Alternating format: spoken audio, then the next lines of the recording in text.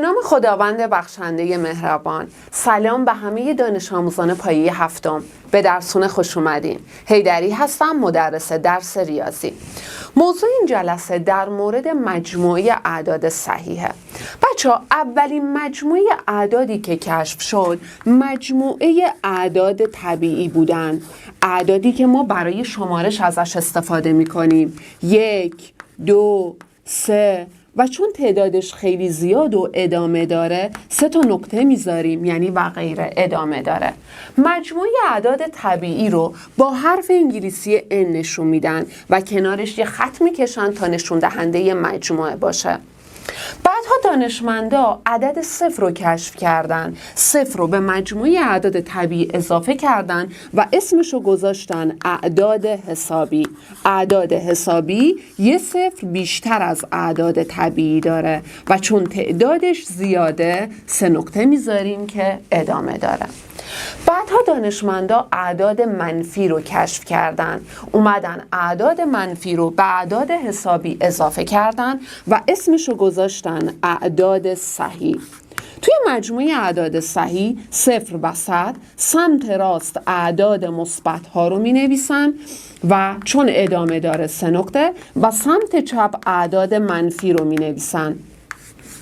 پس اعداد صحیح، اولا اعداد صحیح رو هم با حرف Z انگلیسی نشون میدن و یه خطم اینجا میکشن تا نشون دهنده مجموعه باشه. اعداد صحیح از 3 گروه اعداد تشکیل شده. اعداد مثبت که مثبت رو میتونیم بذاریم و نذاریم، مهم نیست. اعداد مثبت، 0 و اعداد منفی. شما با این محور توی دوره ابتدایی آشنا شدین. یه محوری که 0 داره و اعداد مثبت ها روشه. حالا امسال سمت چپ محور رو هم ادامه میدیم و اعداد منفی ها اینجا هستن. سمت راست محور همیشه اعداد مثبت رو نشون میده، سمت چپ محورم همیشه اعداد منفی رو نشون میده. حالا میزان حرکت روی این محورها رو میخوایم یاد بگیریم.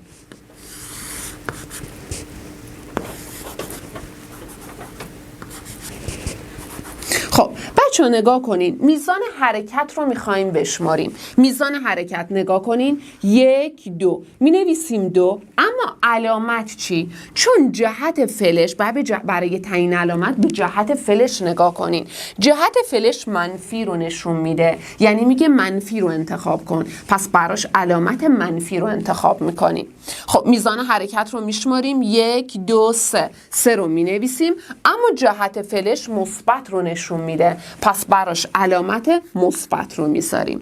اما این یکی سر جای خودش در جا زده، هیچ حرکتی نکرده، پس میزان حرکت این میشه 0.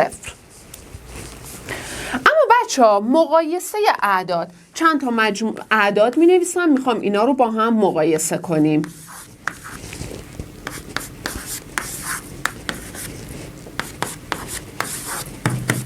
خب بچه نگاه کنین، یه عدد مثبت داریم و یه 0 داریم. این یادتون باشه که اعداد مثبت همیشه از 0 بزرگتره. عدد منفی با 0، توی اعداد منفی وقتی مقایسه میکنیم با 0 همیشه بزرگتره.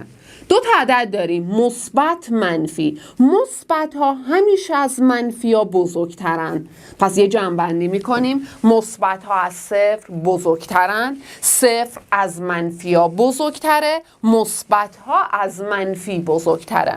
اما زمانی که 2 تا عدد منفی رو میخوایم مقایسه کنیم، دستا رو میذاریم رو علامت، میگیم اونی بزرگتره که کوچیکتره. بچه ها دوباره میگم، وقتی که هر 2 تا منفیه، توی مقایسه کردن میگیم اونی بزرگتره که کوچیکتره. کدوم کوچیکتره؟ 12. پس میگیم منفی 12 بزرگتر از منفی 18.